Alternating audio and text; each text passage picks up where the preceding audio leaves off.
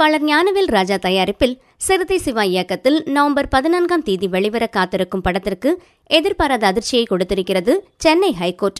26 கோடி பணத்தை செலுத்தாத வரை கங்குவா படத்தை வெளியிடக்கூடாது என்று கோர்ட் தடை விதித்துள்ளது. தொழிலதிபர் அர்ஜுன் லால் சுந்தர்தா பலரிடம் பல கோடி ரூபாய் பெற்று தொழில் தொடங்கியவற்றால் கடனை திருப்பி அடைக்க முடியாததால் அவரை இன்சால்வென்ட் அறிவித்தது கோர்ட். அவரும் சில காலங்களுக்கு பிறகு இறந்துவிட்டார். கடன் கொடுத்தவர்களிடமிருந்து பணத்தை வசூலிக்க நீதிமன்றம் நீதிபதியை நியமித்துள்ளது.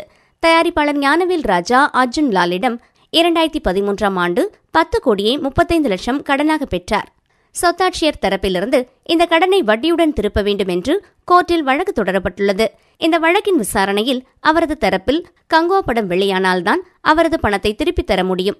தற்போது ஞானவேல் ராஜாவிடம் போதிய பணமில்லை என்று வாதிட்டனர்.